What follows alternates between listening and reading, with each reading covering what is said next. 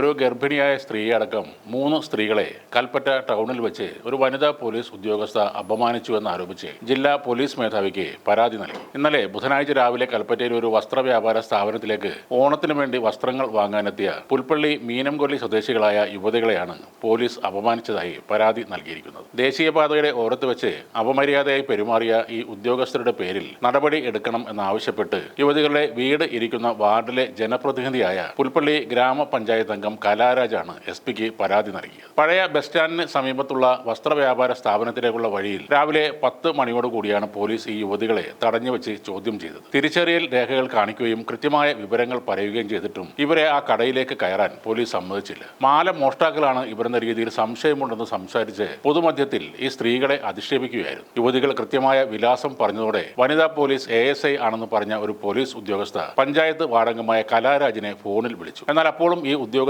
വീണ്ടും വനിതകളെ മോശക്കാരാക്കിയാണ് ചിത്രീകരിച്ചത്. ഇതോടെ ആ സ്ഥലത്ത് ആളുകൾ തടിച്ചുകൂടി. യുവതികളോട് പോലീസ് ഉദ്യോഗസ്ഥ പരസ്യമായി മാപ്പ് പറയണമെന്നും അവർ ആവശ്യപ്പെട്ടു. അല്പ നേരത്തിനകം തന്നെ വാർഡ് മെമ്പറായ കലാരാജ് പുൽപ്പള്ളിയിൽ നിന്ന് നേരിട്ട് കൽപ്പറ്റയിലെത്തി. പ്രശ്നം വഷളായതോടുകൂടി സ്ഥലത്തേക്ക് ഇൻസ്പെക്ടർ AU ജയപ്രകാശ് നേരിട്ട് വരികയും പ്രശ്നമുണ്ടാക്കിയ ആ പോലീസ് ഉദ്യോഗസ്ഥയെ സംഭവ സ്ഥലത്ത് നിന്ന് മാറ്റുകയും ചെയ്തു. ഇതിന് പിന്നാലെയാണ് വാർഡ് മെമ്പർ പരാതി നൽകിയത്. ഈ യുവതികൾ കൂലിപ്പണിയെടുത്ത് ജീവിക്കുന്ന ആളുകളാണെന്നും വർഷങ്ങളായി ഇവരെല്ലാം തനിക്ക് അറിയാമെന്ന് പറഞ്ഞിട്ടും പോലീസ് ഉദ്യോഗസ്ഥ അത് വിശ്വാസത്തിലെടുക്കാൻ തയ്യാറായില്ലെന്ന് വാർഡംഗം കലാരാജ് പറയുന്നു. എന്തിനാണ് ഇവരെ ചോദ്യം ചെയ്യുന്നതെന്ന് ചോദിച്ചപ്പോൾ സംശയാസ്പദമായി ചോദ്യം ചെയ്തതാണെന്നും ഇതേപോലെയുള്ള സ്ത്രീകളെ എവിടെ കണ്ടാലും ഏത് സാഹചര്യത്തിൽ കണ്ടാലും എങ്ങനെയും ചോദ്യം ചെയ്യാം എന്ന മറുപടിയാണ് ആ പോലീസ് ഉദ്യോഗസ്ഥ പറഞ്ഞത്. ജനക്കൂട്ടത്തിന്റെ മുൻപിൽ വെച്ച് ചോദ്യം ചെയ്തത് യുവതികൾക്ക് മാനസികമായും പ്രയാസമുണ്ടാക്കിയിട്ടുണ്ട്. ഈ പശ്ചാത്തലത്തിലാണ് താൻ പരാതി നൽകിയതെന്നും കലാരാജ് പറയുന്നു. ഇവരാരും പുറം നാട്ടിൽ നിന്നും വന്ന സ്ത്രീകളല്ല. വയനാട്ടിലെ പുൽപ്പള്ളിയിൽ അധ്വാനിച്ച് ജീവിക്കുന്നവരാണ്. അവരോട് അകാരണമായി തിരിച്ചറിയൽ രേഖകൾ ചോദിക്കുന്നു. അത് പോലീസിന്റെ ഡ്യൂട്ടി ആണെന്ന് ശരിയാണ്. എന്നാൽ ആ രേഖകൾ കൃത്യമായി കാണിച്ചിട്ടും അവർ മാലമോഷ്ടാക്കളാണെന്ന് സംശയിക്കുന്നത് എങ്ങനെയാണ്? തീർച്ചയായും അവരുടെ വേഷവും രൂപവും വിലയിരുത്തി തന്നെയാകണം ആ പോലീസ് ഉദ്യോഗസ്ഥ അങ്ങനെ ചെയ്തത്. വർഷങ്ങളായി ഇവരെ അറിയാമെന്ന് അവിടുത്തെ വാർഡ് മെമ്പർ പറയുമ്പോഴും പോലീസുകാരിക്ക് സംശയമാണ്. ഇവർ മാല മോഷ്ടിക്കുന്ന സ്ത്രീകൾ ആണെന്നാണ് അവർ കരുതുന്നത്. കൊച്ചിയിലോ തിരുവനന്തപുരത്തോ ഒക്കെ